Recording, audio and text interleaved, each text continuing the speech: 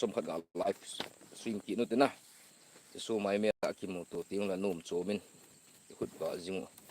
จะใกล้เขาอยากกินหมูตัวติ้งเลยเองท่านุ่มจีนนะไลฟ์ผัดจมขัดซุนตัวเป็ดละตัวเอาลิมคอมหมดเองลุดเทๆลุดนู่นติ้ง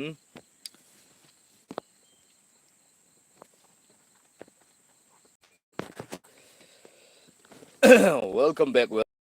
welcome back to Zogam City Channel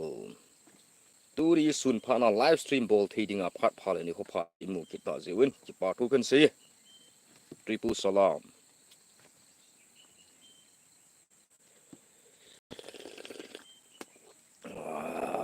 tua chatuan phat abi chai pi rau ong lu no zo sin like subscribe bo nai lo num jing la chiu chang sumil po te guys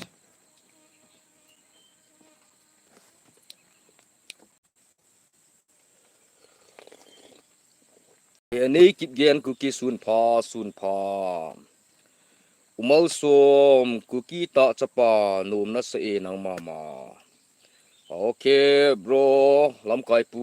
num sa ba ti ding ham ni pi ti ding ham na kan instrument ho kam soi mu le chun nei lung sit zo di he yenge ki pau me num na sai ni ti jong chu ki pau me num sa chu ki hi ati di ba hi nga na tong thia pa thi ne dam nei pi naตัวฮีส่วนก็กะตัวหลายตาเฮกีตัวนี้ชื่อไอ้ดานนาเกี่ยงตำมุลเกะนะกว่าก็เกะเขาก็ผูอินเดียนก็ชีส่วนพาดกูหงสินเดียนตายอิสูไม่เมียเรียกกิมงตัวคอมว่าอิหูลิมคอมแล้วหงดุเทเทหงดุดังแล้วนุ่มจูเมติอาจูพาดน้องกะมัวเทเทส่วนจุกจากกันบอกเลยบูเบ้ไลฟ์สตรีมน้องยองนุสะทนที่กะตาสนิ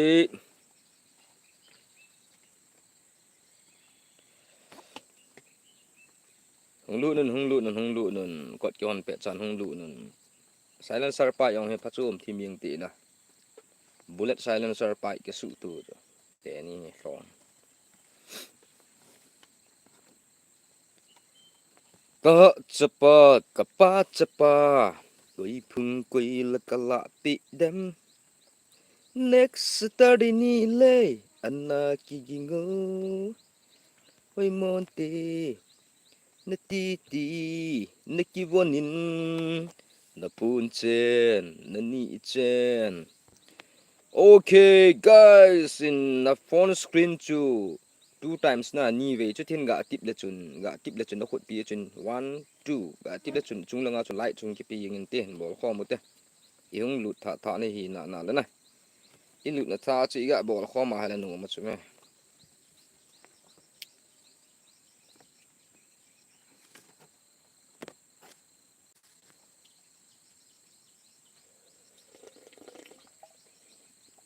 welcome back loyal pai su lang out pe ho na bon su pa ka bo we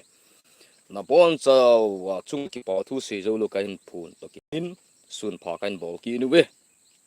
lovely request kan bo we boylun cookie official channel hello my bro welcome back thank you bro boylun nang zong na hung lut ze in na chunga ki pa thu win se je fa kai na dam na hinge pathin lu sit na zal le nang ho support jing na zalin damin ku kamang jing na ye bro nang la na dam jing na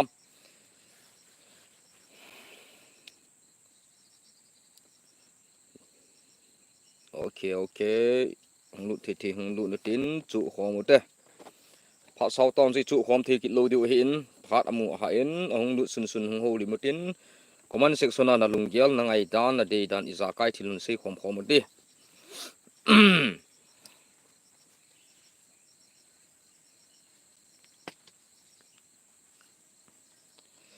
okay guys comment ball thasipote na lunggel na ngai danon se nang ki holim khom te tap sa noi tap kung gap thleng nu ya pai ta holim bang holim khom te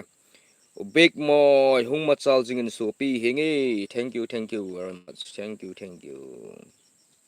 ki pa mo jing e na chung chi wa ki pa thu kain phu nge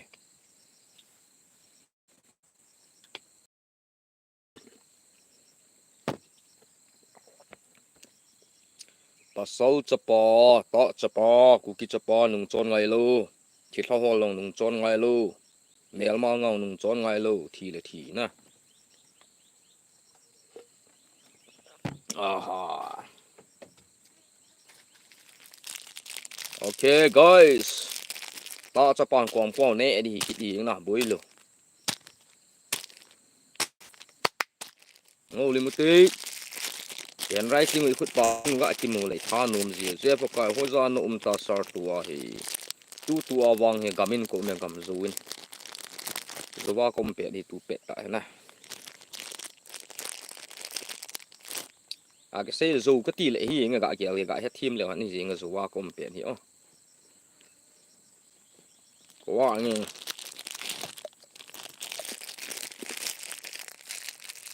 ยังเราอยากนุ่มตอมเจ้าก้อยสกัดมันนะจีฮะอีกระชีปุยตัวนี้วางสกัดกระชีปุยตัวนี้ให้ชิลซูมเสร็จนี่บุยปีซูมเสร็จมากระชีแบบนี้นะ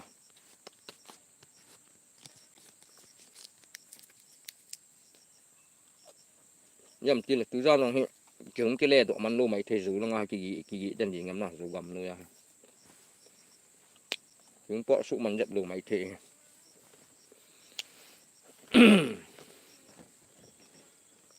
เนี่ยลุงให้ยาจะมุนก็กะเวทแล้วนะยาจะ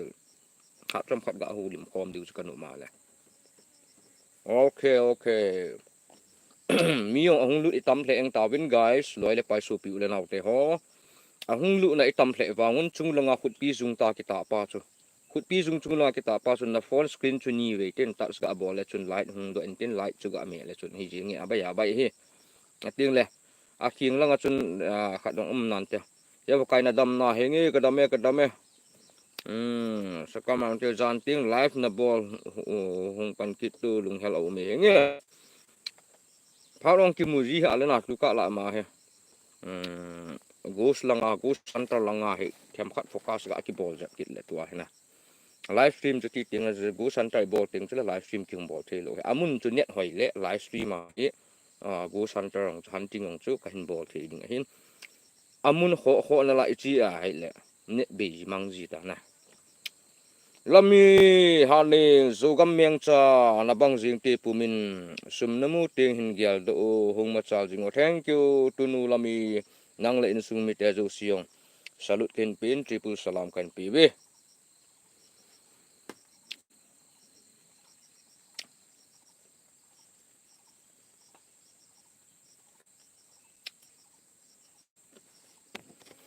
nati cha nun la nahin si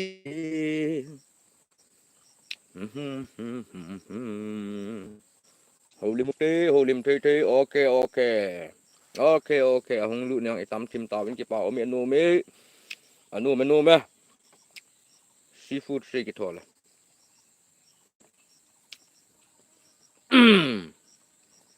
anom che jeng anomin ahin la comment from zep na la jin lami tunu mukbang hin bol kitu ok mukbang hin bol adu tai content hitam pi kini hi lung neu pu to ai wang atwa content hena sama sapen tu next live stream ti lo wa content hung chi ding hi kolkang waterfall namun chuna khat ve hi chi hung chi ma sapen te hi zo ting chu le go something khat ve kai le ho na kai le ho ki hal na puzaman na doi jin na mun la cho ke chi di thu niao hi pui tu ai target te ni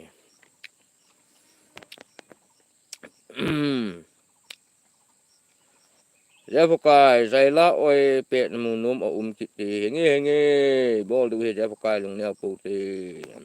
hè kinh kịp gen ít tỷ lệ nó chỉ kịt để hamo jing hi lệ next jing hi lệ su na he kolkang waterfall kichi namun hina kolkang amun a story them cha nhiều khát nó cái hình xây thà những waterfall tuy không cho khó lạ namun kolkang vẹn nụ mạo hina thì tiếng lệ amun đàn hồ cái hình vậy đúng là tuy hạt pun tu hình đề bằng hình cái kho là pun tin rainy season là lạ tiếng đã hoài ôi chứ tao lệ amun cho cái gì là vàng gặp phá tiếng story thêm các hình xây được cái gì ok tạo cho pa bro boy luôn cookie official channel bro năm sẽ bay dingin na kilo mi ok bro năm sẽ bay dòng sẽ ít cái gì ngay he đúng nhau phụ thế ít tội là năm dù xì vài năm sẽ bay dòng cái bằng gì ngay tu ông cái gì thôi về nắng dòng này hi cái dòng cái hệ bol thì là năm dù xì vào pan là hôm chỉ bảo thì năm sẽ bay năm pi là tội nè à xì avang tội lâu đi năm pi khăn tu nó lấy mà sao là đừng là cái pa nó lấy khăn tu này đừng ngắt tội đừng hi bảo mi rồi là pa su piu nó nọ thế ho mi yang chỉ hung lụt tắm sẽ yang win 10 minutes so bù sẽ là yên ap hi nó hung lụt rồi cái nó hung lụt nào thì cái tụ cho nên cái bằng chúng là light symbol cái bếp bọc cái tạo ba chỗ nên gã tiếp gì leo chúng là light ball cho họ lô pi chỗ nếu chứ light comment share cái ball bao chỗ nó hung lụt thâu thâu cái ông cả lụt thâu thâu hiện là light các ball cho mi livestream họ thế chứ YouTube owner là ngã cô nè YouTube là ngã cô nè hệ blessing các bằng màu hàng concrete til EPPM til EP nôm gì nè này ra nó thằng livestream in ball và chúng gel khen giống mình hiện kia vào chúng view in ball luôn cái bảo mò gì nghe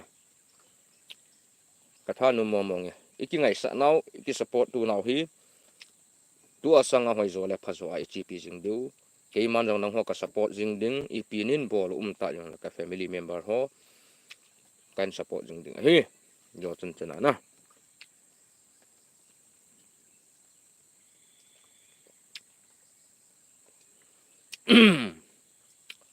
hô liềm khom dịu tí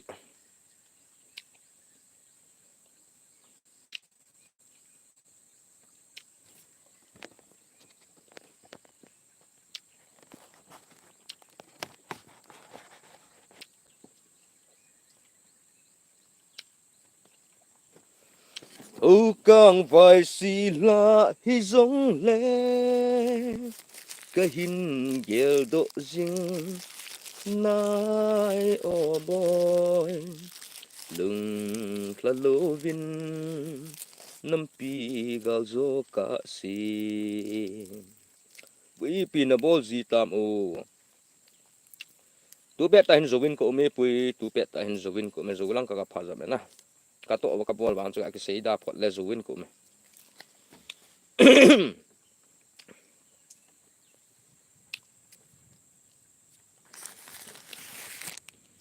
tong ki le su kit god hen tu zan he dam le gam ka pot kit de hen zana he gam pot na ka powa kit ding hen zo ko na kong ki le su ding pung gu pung sigi la ka hong su mai de na okay es how ki la sa na thi mi bro ki pa o me sir nangong na thim di ka ta sani ting le nangong family member tha na hi le lungsin na like subscribe share ka ti chu bol thi thi ni na bol in support ding ti kong taw e pui lung hel sa in nge lung hel o me lung hel me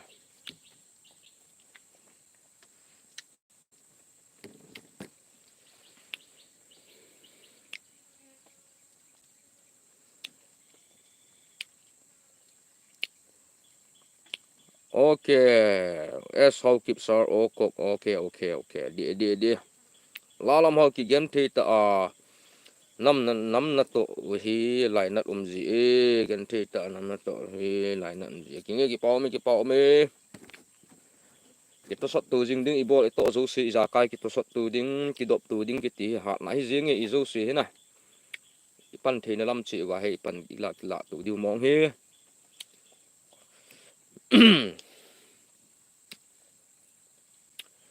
nằm khăn khô đinh ghel na khăn đong tâm pi in sung đát lan akito lui do gal sa din lung khat tha khat pan lao hi te ilo diu gam tip sa ít lung ai bồi del zingote yêu kim ve lun mà lâm no tin kalung gel ume chila cho so kip hung ma chal jingo kan support jing behenge ki pa ume nang ho support na za lai chan chan ki pha he ki pa thu se zo lo ki phung jing a he na me lu jong hoi the ding ka ta sanin hoyong na hoyon phayong na phao win lung gia long na ching the zawin ka family member so hin ahong lut tha ding ahong lut ho ahong lut tha na lai ding ho yong nam ngai lu ta chi ni yong ka ta sa de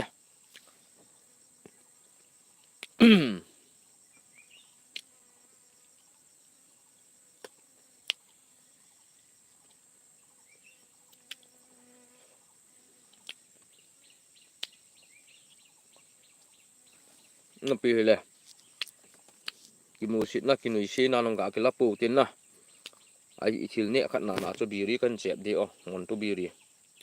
Asmin Cookie, hello, Asmin bro, hello, welcome back to Gamsi Tui, Triple Salam.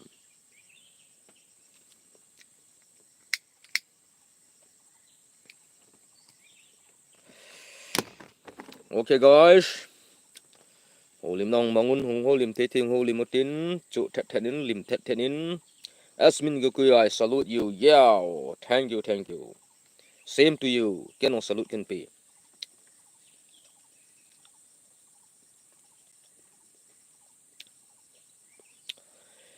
Bul na vang khu zong, angui dâu tai.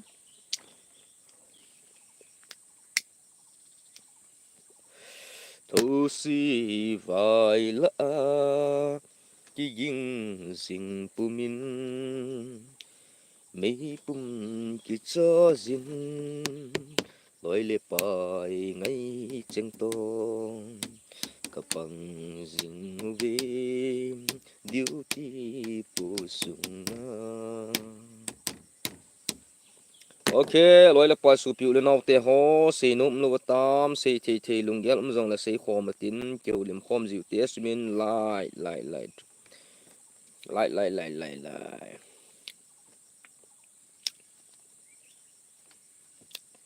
ki pau me asmin nang zong family members la na saloi na sachi ni ve zong le na saloi ta nong panjin chunga ki pa tu kan po nge na saloi ti le het di jing na saloi ti ti na pau dang pidang nga man kho daw te jam ta ko le vai hong lut kha ying za dang dam ho hong lut kha ying chu le wa ga ho dim pe ho pun na hoi lai pe na nu mam sar zo lang en ko me tu pe nen zovin ko me tu pen zovin ko me tu pe ta hen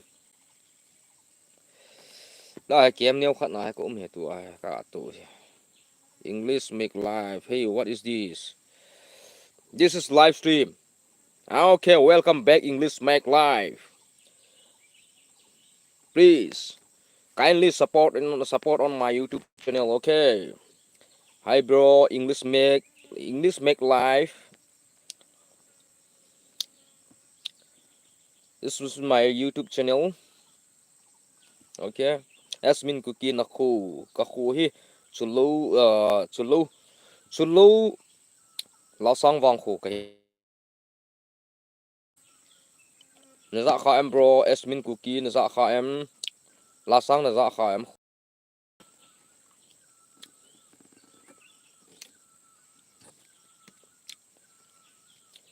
अगर सब्सक्राइब किसी को नहीं किया हुआ तो इंग्लिश में प्लीज अगर like subscribe and share कीजिए kindly like subscribe share on my YouTube channel okay bro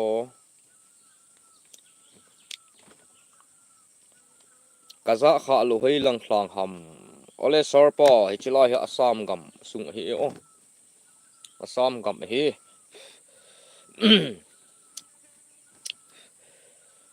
za ta emo net thì ta emo sarpa Asmin Cookie lên na thlang kum kho so thim pe na can lung set na etim la nu oh cái channel là vet gm sir hingi sir ka ve zi nai nang channel long channel ka YouTube mà subscriber hungsoh se subscribe ki mo apa na subscribe ka bol su ke hi subscribe ka bol su na ba na yong ka view zi hi oh ka view zi ni wanga view na ding mon phat mong hi atam zoi phat he kamu pui ni ne thim du kain bol tinga hala ke hin phat dong ka ki pi do kain bol jing ji bo hin da ki je ka ke gel thim zep jiu te na okay ka hung lu ji ka hung ve ji ka hung visit jing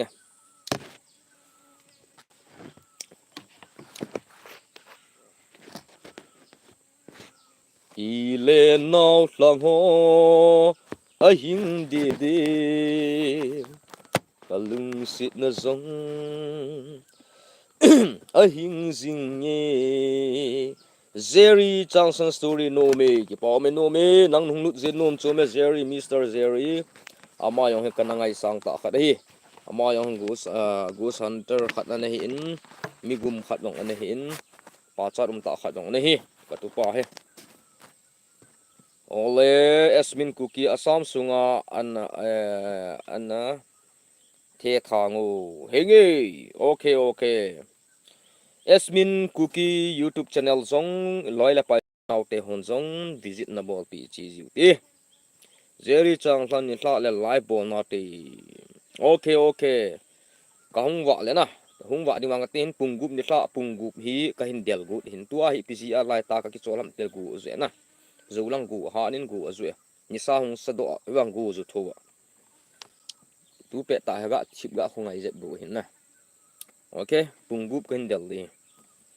kahin mat lap te luwa hele tros lai ong hi ha na ki pu pun tu ni thla okay tu pa Jerry ole supi ulen law loi le pai te ho nang ho na hung lut ji un anom chu me nang ho na hung ji un anom chu me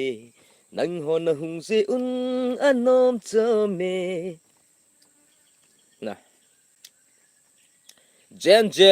chonglu ala ke channel zong hin subscribe hi tai mu nain subscribe tai mu Jen nang channel hi henge subscribe bol gam tan te ke channel subscribe ni hin bol live stream anung lu na subscribe ni hin bol wa video hin vet lew subscribe chuna channel ni jo se chu jing bon cha kai ne su ke ji he ka hin me su ke hi ke no unsubscribe bol lu pui ku ki nam mi te ka het hilowa hela ka het chan tu ni chana ha ka sa ke no ku ki cha te ke ti phot chu ei mi nam sunga ke ti phot chu na subscribe ka me pi like subscribe hin na la he ka bol thi yang sum le pai ka ni tingong le live stream kon khan hum bol super chat hem ka bol pi na la he chana chu kan kala he lungneu pu te Mr. Thunder Avinav assalamu alaikum assalamu alaikum welcome back Jogam City channel please Thunder Avinav say hi आपको किधर से आया है कौन सा जगह पर ये कमेंट दिया है बहुत खुशी था और आपने ये मेरा यूट्यूब चैनल को लाइव पर आया बोल के खुशी है अगर आपने मेरा चैनल को लाइक सब्सक्राइब नहीं किया हुआ तो आप भी कर दीजिए ठीक है Jen Chonglu say hi okay hi Avina from Assam okay we are also Assam maybe Assam okay Assam कौन सा डिस्ट्रिक्ट का है भैया अरे थंडर अभिनव अस्सलाम वालेकुम कौन सा डिस्ट्रिक्ट से তুমি আইছে ওইদিকে আমি ওইটা আজকে লাইভ করে আছে তুমি আয়া ভালো লাগিছে মই ভালো লাগিছে ওই তো থান্ডার অভিনব Bongaigaon district I love Bongaigaon district okay I love Bongaigaon district okay loila pai supi ulen autte ho holim te holim te holim khomatin sei khomatin tong khomate kol supi ulen namun chun chuma bongkai gaung district nga kuna e loi kol le vayong hong lu nin hi ji chuna ma hoyong ga lim na ka ga boli okay कुछ कमेंट दीजिए कमेंट कर दीजिए अभिनव कमेंट कर दीजिए comment Korea भालो आज लगी से मोय बुझिया से नाम तो की नाम आसे Thunder Mimin Johnson nup saji sarpa Mimin Johnson welcome back pau mi nang nup na sa di ka ta san ne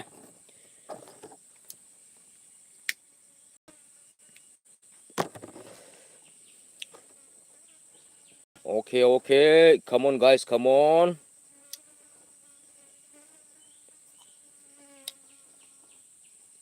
Thunder Abhinav আমার চ্যানেল কত কত কত মানুষ তোমার কত মানুষ আছে এটা শেয়ার করিয়া সাবস্ক্রাইব লাইক করিয়া ভালো লাগে আমি লাগিছো বুঝলি আমি আমার লাগিব Min cha san hoi pa hin ti ti mu okay mi hoi pa ki pa mi min cha san mi hoi pa he ma he mi hoi pa sam sao pu mi hat pa mel hoi ta yung na sha yi ma he mel hoi dan he sei di be yeng e tua mi min cha san in ho pa he mi min hi amin zong nge yen amin zong nge a mel long hoi na pang zong hoi tiu chu hi yeng e pu he pungam sei dam la ya dialogue thi ma thi ming pas na mel long hoi pang zong hoi ti chu nan za kha du hen di film khat pa ma mi film bu mo mo nunga nu to che hoi pi pin nem tel vo on pi no e vo no akel cha no hi za kanen a chai za kanen ti te chuna gan hing yong chu mi vo ong cha tam na lom lom ne de kha kha rong ei ti hamu lun khong sai ku ki oya hoi lai ho ne hi hamu o za hoi lai ho ni amu asam ho ka hi oya lun khong sai asam ho ka hi nang la hoi lai ho ni hamu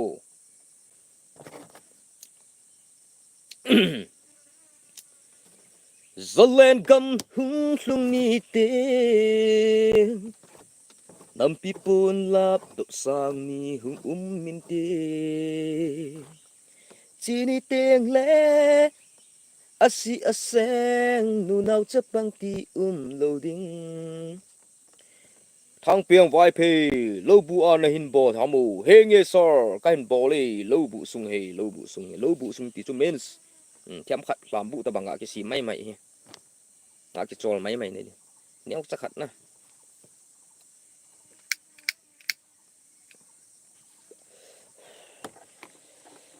gạo sẽ bù tiền à kim mù niêm là kim mù xịt nó là bù tiền tùm cái chẹm này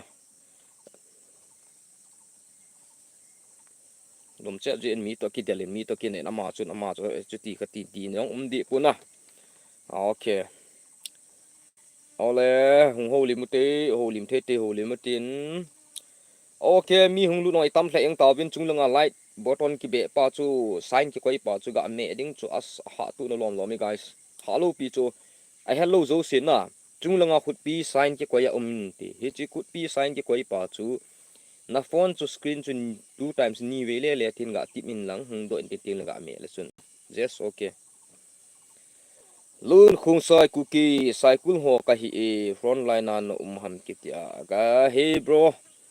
online là ngã chỉ hung nôn mà e nhưng đã là phát phát khá lệ hung ni khô nan te phát thì ni nong phá san tin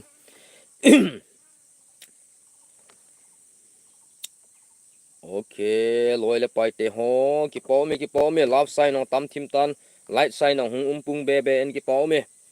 love sign hong chu ya me no ning la cái tha nom ji cha min bol la na ka tha hung no ma chu sei ho chi la kha di te love sign chu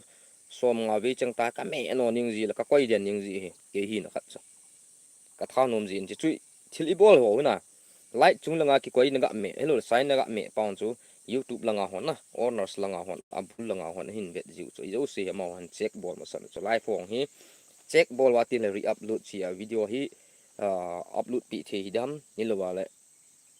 ti ho cha ma hon yo se up to date na hin na ya chu ball thi chi ga ball pau chi ho dinga ki to so tu na thil pha hi henge holim sau sabute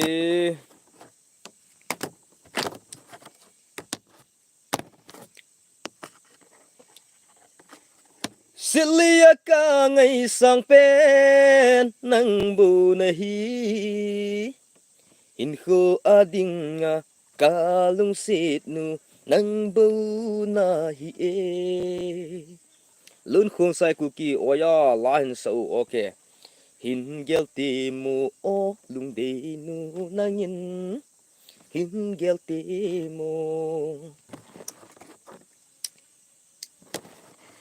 sun le zon ipi se zong le nang lo ki nep na dang lo Jack bro Jack Johnson say hi Zek, welcome, triple salam, Mr. Zek, đang on hung lụ zin nu me, min ngay ta mèo hay ta, Zek, hung sai hung lụ ne ki pao me. Thunder Arvina say hi, okay, Thunder feel agia, wapas agia. Kod gese, koi dige gese tumi, ba. Thunder Avinov koi gese, oita আমার channel তো তোমার বন্ধু কতজন আছে ওইটা সেন্ড করিয়া ভালো লাগেছে মই সেন্ড করলে কিতা করমু লাইক করমু কমেন্ট করমু and then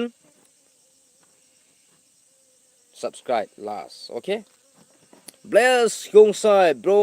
I na chi uwa pathin ule I pathin ule gam nam uwa dingin salute ta chapa yes ta chapa bless kong sai ta chapa na mun chi ubin ta chapa ta chanu hàng san tên bằng dương tên im namun chi wa pathin ni ema sop jingun ema ti jingun tin gamlan ho na tong ho zo si le atong lu si siang nu nau chapang in muna ho zo si yong pathin phat thei bu chi taw hen lun bro khung sai say hi okay family ho hi okay family ho pau mi Thunder Avinov एक बार हाय दो बार हाय दे के और इनका बाद में और किसी को नहीं दे रहा है और कमेंट करते रहो शर्मी करने का जरूरत नहीं है किसी को ठीक है ओके लुन कौन सा सिनाई केम हिंसो सिनाई केम ओके चीन तो ha zaha num na saji nge no ma ba hi nge dam se la pathin khudam na APR tong la tham thi anh hui ga mana ta he sun ting la live stream ma chom khat phat ong sun zan ham iga kim tu khom pa janu mai ji nge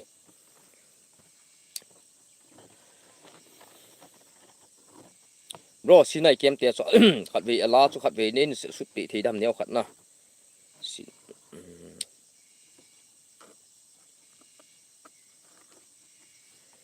cô vác kệ chú na tu chai ta hinge ka chai tai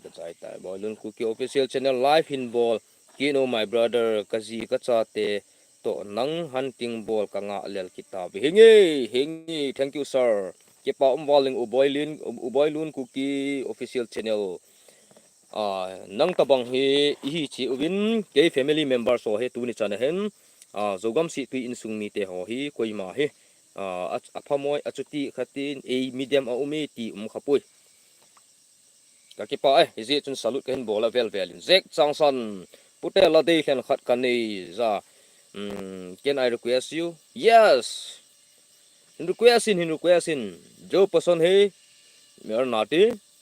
शर्मी का जरूरत करने का जरूरत नहीं है जितना पसंद है रिक्वेस्ट करके भेजे मुझे गाऊंगे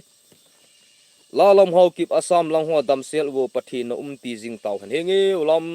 nang le in sung mi te le kukelen kama ka nam ni pi te ho zo se jong pathin lagau thingin pathi nong chu zat tam ti le sin ma min na he jong le ho ta san cha te pathin khat se bo hing jing hin abana ama lagau thing pan pi na le pi na pi jing taw na ulet si sarpa triple salam usi jong hunglut kita usi triple salam jai hind Jogam City channel long live Jogam City channel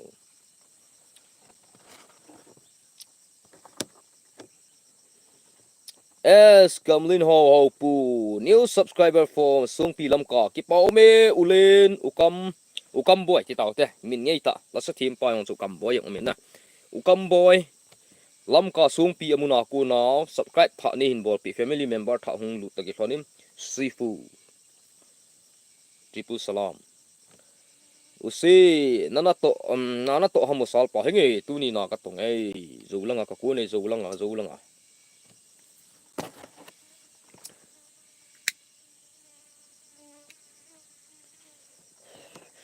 zek comment hin bolo ki phalam pote na ka tong e sal pa nang lai pina bol ta mu sal pa tuni ei hong he ta he ki to dop tu ki se ngai tu hi khat ni iga ki za tu ba respect ta ki ho hi a hojin ke yong sar min in ke yong hi ima cha ke pun chi na thep na hoi na mia hoi na bo ke na khat chung ka nei pu ken thi pen ong kai ta sa i wa ke yong min sar iga ti na hoi ji in ti chu i thanu manang on hoi ji sar ga ki ti tu chi chu dan na a phange a phe ulen u kamboy na video ho chu ka vet le na ngam mong mong ki pa umi nei na vet pi jing nei visit pi jing ji un ki pa umi usi ke ka ki zami an he o in life ka hin va e o le like ka hin ve life ka hin ve ka ki zamin na life ball ka hin ve ki pa umi usi nga phe ta ji ki thu khom chuna ha na hi ji in izo si anom chumin nang ho ji in ithil bol ho jong i success ji in alo ting ji lo tin na nang ho a kun a hi e lên sâu vu boy cô min ipi phung ho này min ipi phung ho ni ham asit na gel hi in lang sang san phung kai khung sai sung ki khung sai phung ho ki na phung se su thu la phung tu he nên độ ra cái xây dựng bộ hiện nay dùng là cái trang sẵn khung sai sung cái hiểu ole thunder avina bro Jews or Christian you are Christian I am Christian and then and you let's see low moon ho hin so u salpa vet no o me salpa tu a low moon ga so ting hi din man hoi je pui til hi ga so thi je pui ga wa le thi jong hi je pui ga ki gel thêm riêng ngote ka king ka ji ga wa le aga bo le so til an hoi lu men do thi num pui chỉ chú kia thêm leo anh những người cần sấy cho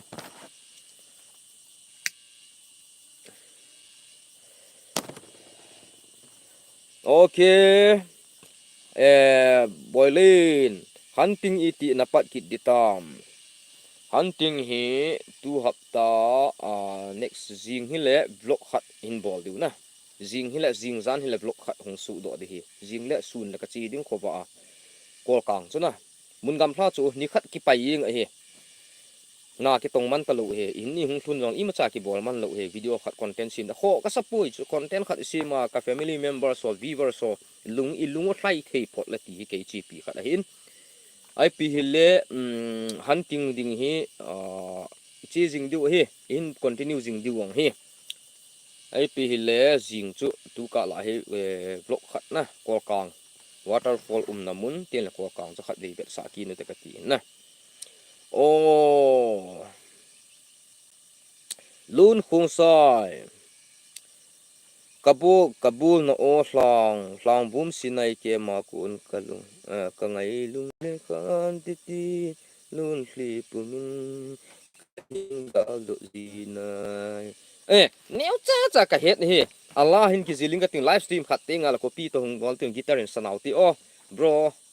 ka ngai no me he kyong kana zakhai kana ngai ji thu hi a hin la kana bai hat wal pun la chu he nge ken copy in si min ka ting isa du he chu thena okay kho pui kan he thi mi all si ki paw mi jackson ku ki hai okay jackson ku ki hai usi damzel chu ka du chi salpa yo umi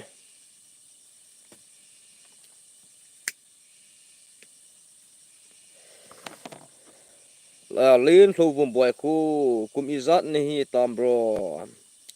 bro kum wang i pi izat hin te ni tian ka chapang som thum ho bu kin alai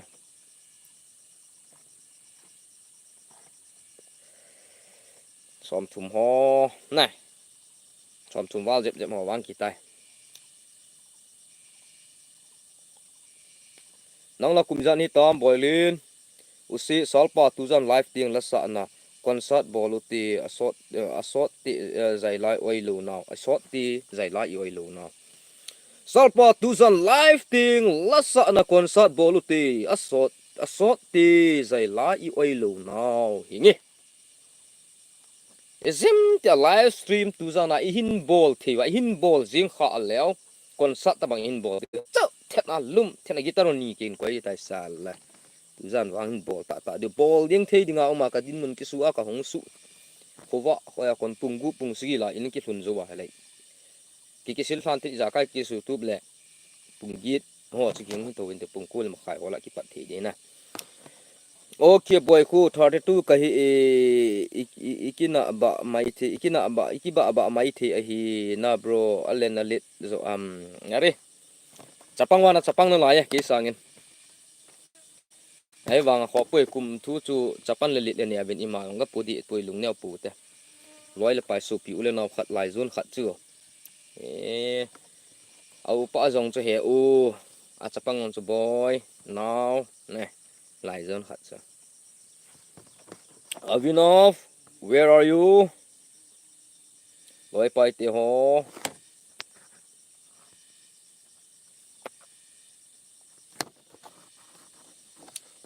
Ole ole hung ho lim sau sau te tua hi.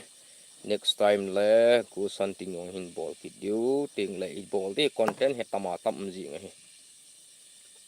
Len okay okay dam selu na video aban nga le la umi hinge ki pa umi len bro.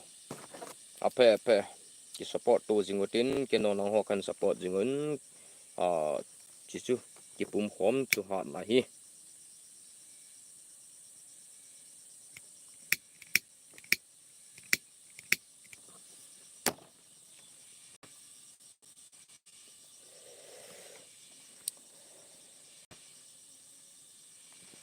Okay guys, holim nom no tam, holim din nom no tam. Ole stop diu tam, Tuni a sun dinga. Sa yong kaduan nom thim kitlan. Ti ho go bonga chai don le tui pe ni. Na guys. Oh, uping vai pe go zulu hamu azu e tu chun hung patai. 10 minutes song hi la ye hung phat he. Chan chu zu a le imang ki ti thei lo hoi la yong ki ti thei pot thei lo he su sa yong thei lo. Ngày lung lên khan tít tin tu nhà mang wo chabel che chin lang na pu dap sa dan hi te yong chu sei the hi tai sa the yong ta chabel long he color rong he ya hoi yeng he golden black gold black diamond ti ho chi yeng ka chabel long guys guys tabang chabel ni an kha yeng wem a si nong he na la nal yeng guys la ve zo gam si tui tang pa mi ni si nong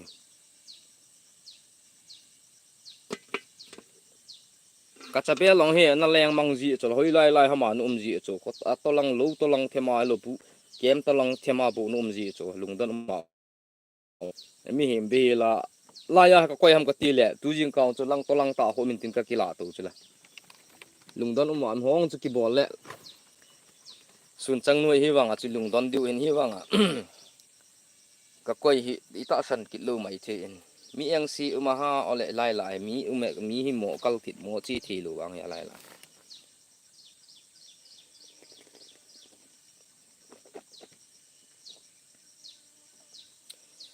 Gol nang lung na si tuy bằng căng je đam chơi chan lung khom hi tin ngày lại ít him thu su hi te Deepak say hi Deepak bro Deepak sir welcome welcome Deepak sir Sirji welcome sir आइए please subscribe and like कीजिए और उसे लो चिल चू गमथला सालपा ने इन तो इज़ के एम हा एस इन तो लो लंग वांग सिलम नो के एम आते दिंगन वांग agam थे 20 अनेम ते निंग के सेले 20 के एम हो वांग हे दी 20 के एम चन बे वांग फा दी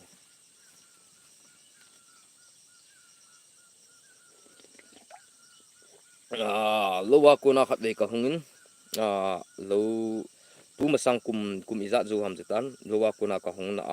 lampi a sa to kin ki tu na chang sa khat kan ka be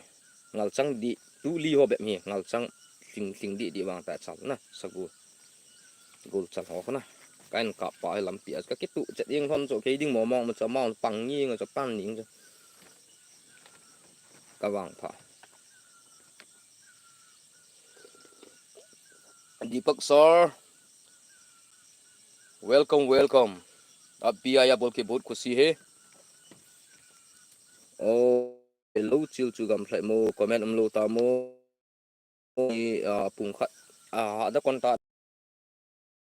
pung kẽ khát đi pung cả khát đi bang cho nó chít đây nó lip thế này sol pa nang hi minum sa khát nín na hi đam xia xia lu so pathin lung sit na zalin wang thing thing ki saying le na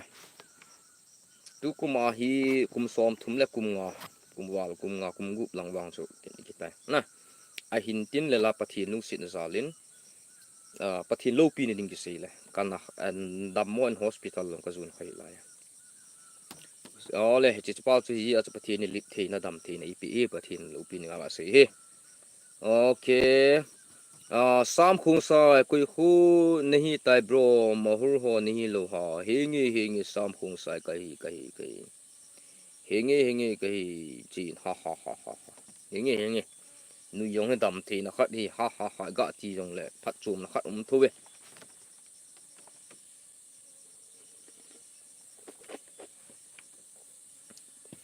hung lu the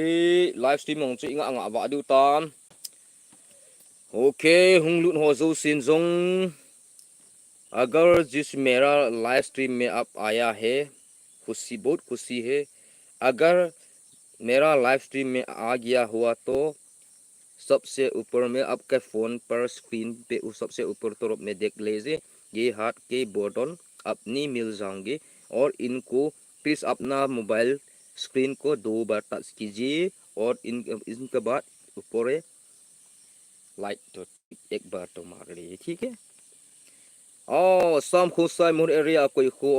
okay some la sang bang khu more area chul lo la sang min ngei ta wang khu okay some pc iti ting na hunting kit dit ham bro jing kit lang hung hitan te jing le vlog khat ni du he kolkang pas na kolkang waterfall cha ana ha se bi se eng ta ni family members on na kolkang waterfall mun tua tui ha lo chu ai wa amun chu ipi le waterfall tui ha ting tui su ting ten hungin tu wang kon tin neu cha wang tha thu nan te hin chet nan te hi jong le si tui chu khu kang kan ti ha ti wal di lo au tui su ha mong ti nga le wang chu ve thei chun ten leng jing na helai mun ho chu na munum tai ti jing helai chu jing le blok ka bol de hi ole iti ting na han ding kit dam usi na to napat wa kit dita sa ole sarpa pat wang pat kit dikati ta ipi hile pungka khat ho di wang hitana pungka khat ho chan ga to kho mai le na le big moon mile 16 zone games kichim games mile 16 zone game kichip chai ting le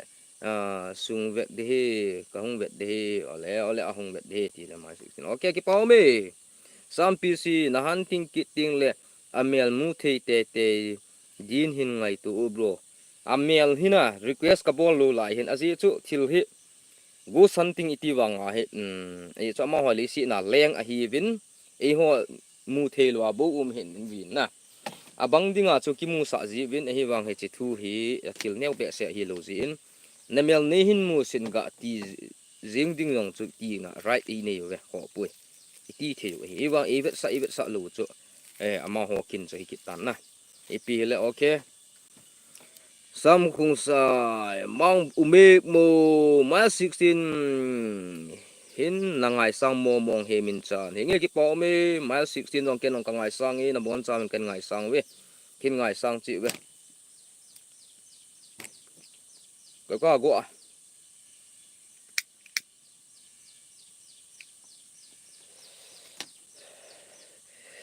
ngày lung môn na đum chết nang na hi thôi đâm na uniform em na zam em na za em na zun em ipiamo thôi đâm na zong em ipina se hamo क्या बोल रहा है इतना क्लियर से बोलो ना अगर कुछ बोलना चाहोगे तो ये क्या है ना जाम जे यूएनएफ जो जाम फेम ना क्या है अरे पता नहीं चल रहा हूँ ये तू क्या बोल रहा हो यार भाई guys ingat baru tay 49 minutes 50 60 sekian chan 60 chan juga bol dikati hin ipi le okay ga tu khom ga hulim khom batin hung lut ho chung ga hulim khom ji utin sei thi thiang ga bol tin à Asian dia ki phal na ni umwa hi zong le na super chat on ga me ing thi hi kho pu ye na big mu salpa tum chu gu o me se salpa tum lu hamo na holanga dum chet lu hamo miles hunting iti le na bol te ham ati e miles in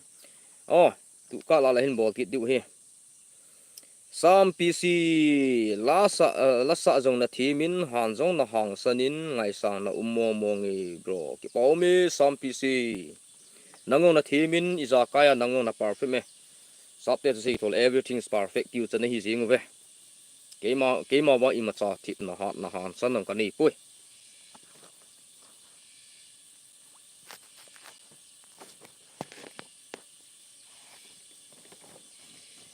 nitin silunga kamil zolo English bolo vi okay what do you say hey thoidam bro kindly support on my YouTube channel. It's okay. Thoidam bro.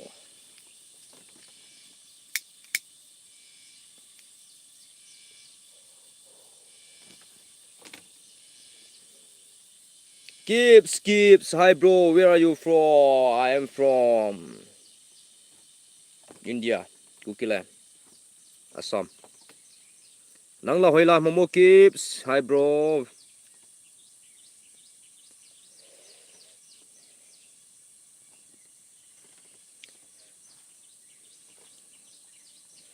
Sun ting na mel ka mu lo ting school zong ka kai nom boy.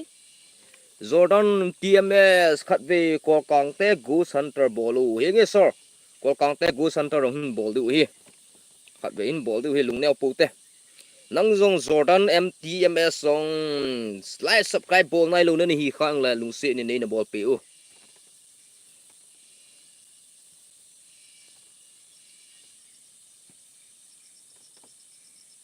okay keep skip chip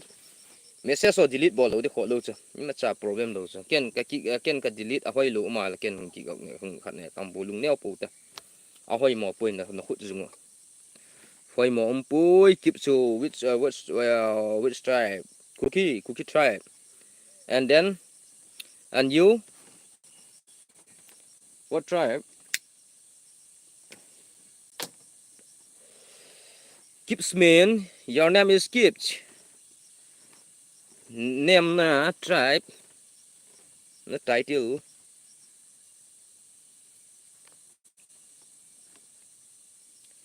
I am from Nagaland yeah I love from Nagaland thank you Nagaland pare asena ito my channel please like subscribe share कीजिए okay Korea ভাল লাগিছে বি মই ভাল লাগিছে B Keep Sumi tribe. Okay, Sumi tribe. I love Sumi tribe. Sumi tribe. Yes, I love you. We are Sumi tribe also. I love. Okay. Yes. Family member on nasa ta yung hung ki pa umi. Anom chu me. Jisu ki lo linge. Live stream ball ho wa hi zat dang nam dam jong hung lu jong ki pa pi na thu se ji do thu si la si lu po leo na. Koi ta bang hezong la e san te wang tu ni chanin ahong lut wang a kha hi la ya masang lai wang chun khat le ni chu hung ji an ki o pai ying ji ke che pi khat cha tu si in se ya wang kha hi lai tu chanin na Sumi tribe okay I love Sumi tribe bro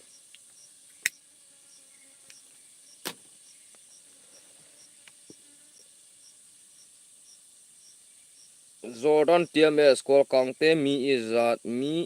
ham kolkang te a mi mong he story to sim history khat o ma hin na ami mong ha tam mi tam khat family khat wang ating big family ti le he di ngi big family name pen trail member hiding dan hi ve ai trail member akon mi thuma ko na trail member hungsoh wa ta su ki hom khen hi ve story sa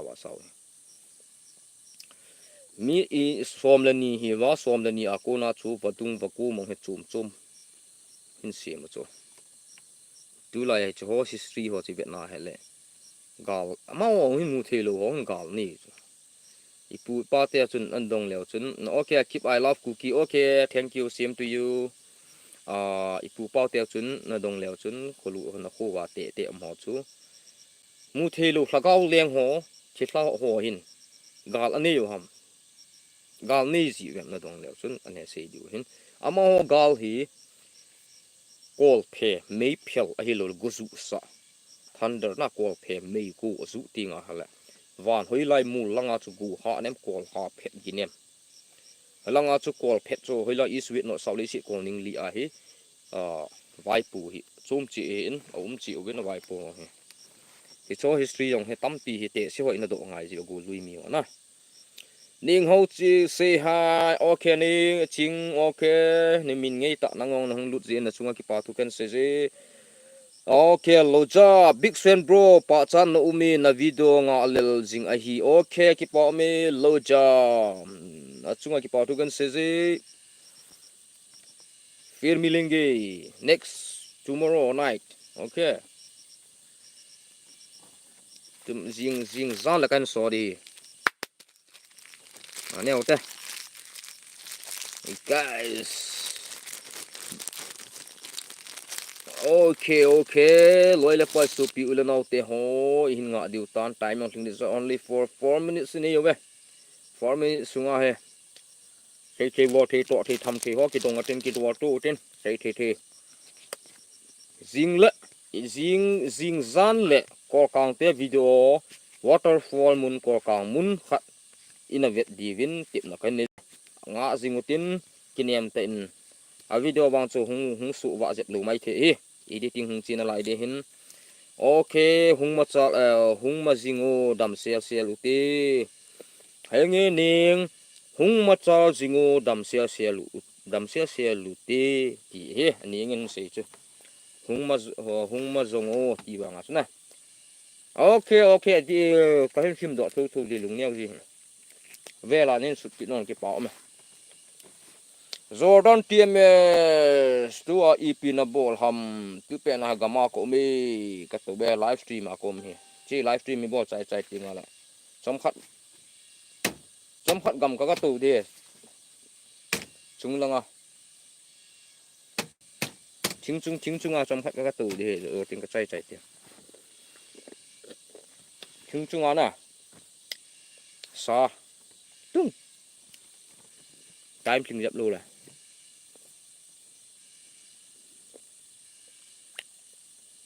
dạ thêm bro Jordan dạ thêm mình nghĩ to mình phải to Jordan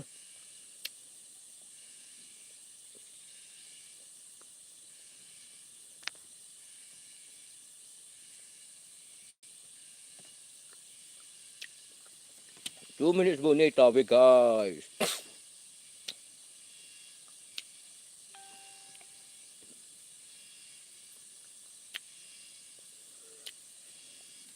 như ba seafood hay cà phê lao seafood hay ken kana sun khat ane hin hong du ji be live stream ri jat be ki bol tan dream je hai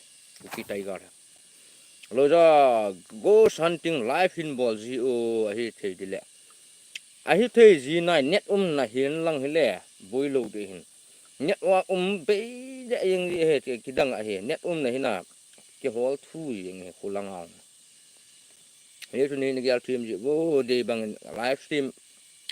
net bo go hunting zan no ya bol wang to ha ai thei pun te mun net na la do ma hi a he la wang to hun bol thei na kin ve tu pe nan ti o okay episode na kap gm alin pe na ngal chang sasan ning ho thank you ni het thêm pi le ni het thêm pi lo ting na chi na lo ting o na chi na na chi ne in ka ki pa ni het thêm pi jing ji in lo tin na hung changu na chi ne in okay ki pa me nang jong na bon la to lu sia hung lo ting hung wang phen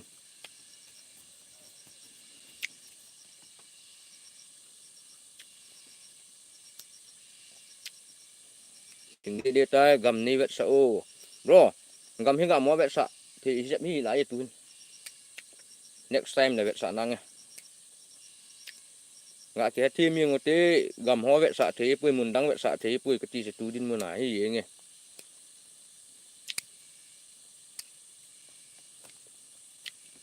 rồi dan TMS gam ni vẹt sạ ô cái tí chơi nghe bro nó kia sẽ ô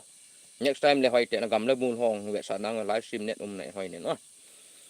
okay guys Tuni soon pana livestream ebol na va hung lut ho zo se chunga zogam si tui gen thei tang pa hin ki pa thu na chunga se zo lo pen phu nge na sa pe ni ele zo na pen hi ti ta rin tua nga yong hin nga du tan hung lu na comment e hin bol pi ho zo se chunga ki pa thu ka se na ba na nang hon rong hi che ka YouTube channel ai ti a tun so na